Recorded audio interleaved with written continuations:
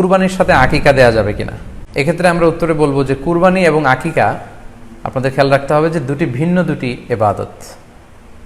প্রথম কথা হচ্ছে এবাদত ভিন্ন দুটি এবাদত। কারণ কুরবানি এটা বছরের একটা নির্ধারিত সময়, জিলহজের 10 তারিখে এবং তারপরে আরো 2 দিন বা 3 দিন, এই সময়গুলোতে আপনি কুরবানি করতে পারবেন। তাহলে এটা হজের মৌসুমে জিলহজ মাসে করতে হয় কুরবানি। কিন্তু আকিকা কিন্তু এরকম না, আকিকাটা যে কোনো মাসে হতে পারে। আকিকাটা হচ্ছে নবজাতক সন্তানের ভূমিষ্ঠ হওয়ার পরে শুকরিয়া স্বরূপ আল্লাহর কাছে যে কুরবানিটা করতে হয় সেটাকে আমরা বলি আকিকা। হাদিসে এসেছে আকিকা। তো সেটা হচ্ছে সন্তান কখন ভূমিষ্ঠ হলো সেটার উপর নির্ভর করে।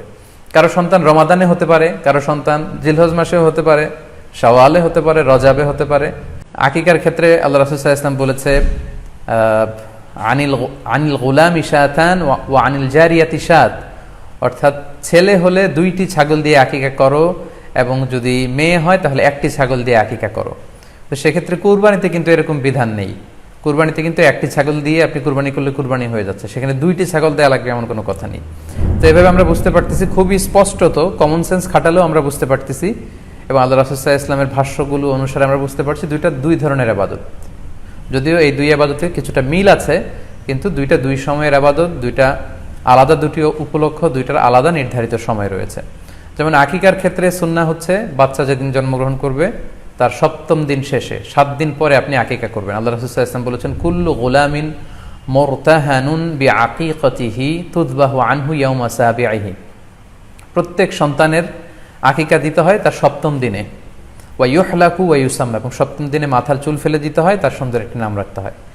তাহলে আকিকার বিধান হচ্ছে সম্মানিত সুধী সন্তান জন্মগ্রহণ করার 7 দিন পরে। আমরা বুঝতে পারলাম আল্লাহ রাসূল সাল্লাল্লাহু আলাইহি ওয়াসাল্লামের ভাষ্য অনুযায়ী, কথা অনুযায়ী, কওল অনুযায়ী।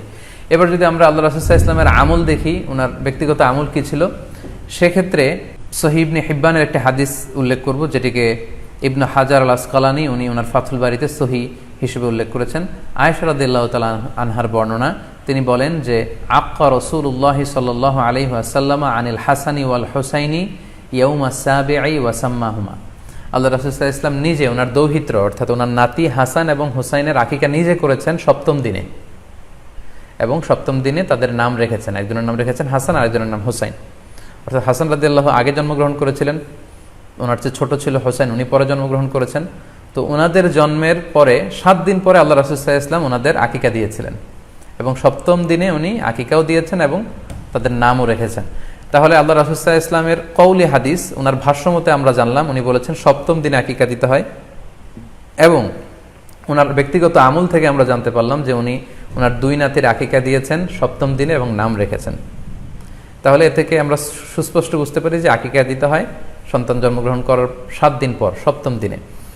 যদিও তবারানিতে আরেকটি হাদিস এসেছে যেখানে বলা হয়েছে যে আকিকা 7ম দিনেও দেয়া যায়, 14তম দিনে দেয়া যায়, 21তম দিনে দেয়া যায়। যদি 7ম দিনে কেউ দিতে না পারে কোনো কারণে, তাহলে 14তম দিন, না পারলে 21তম দিন। তাহলে সুস্পষ্টভাবে উল্লেখ আছে যে আকিকার সময়সীমা 7ম দিনের কথা আমাদেরকে বলা হয়েছে। তো সেক্ষেত্রে আপনার সন্তান জন্মগ্রহণ করলে আপনি শুকরিয়া স্বরূপ আত্মীয় স্বজনকে খাওয়াবেন, আকিকার গোশত নিজেরাও খাবেন। তো এটা যদি আপনি কুরবানির জন্য রেখে দেন তাহলে তো সন্তান দুনিয়াতে আসার এই আনন্দটা থাকে না। একজন যখন সন্তান পায় সে কেমন যেন আকাশের চাঁদ হাতে পায়। তো তখন তার 7 দিনের মধ্যে যে আনন্দটা থাকে, ওই দিন তার নাম রাখা হবে, আত্মীয় স্বজনরা আসবে, বাচ্চাকে দেখবে, দোয়া করবে, তখন আকিকা করে গোশত নিজে খাবেন, আত্মীয়দের খাওয়াবেন, পাড়া প্রতিবেশীদেরকে দিবেন। এটা হচ্ছে সন্তান ভূমিষ্ঠ হওয়ার উপলক্ষকে কেন্দ্র করে এই আকিকা।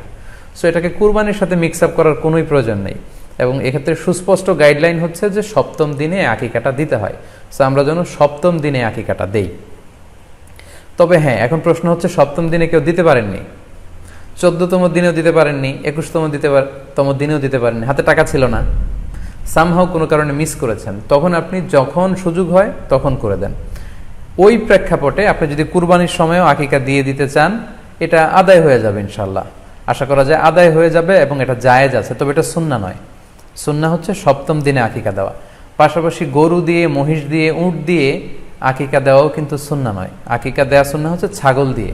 সুন্নাহসম্মত হচ্ছে আকিকা 7ম দিনে দেয়া এবং ছাগল দিয়ে দেয়া। ছেলের ক্ষেত্রে 2টি ছাগল, মেয়ের ক্ষেত্রে 1টি ছাগল। আশা করি কুরবানির সাথে আকিকার প্রসঙ্গটি আপনাদের কাছে ক্লিয়ার হয়েছে।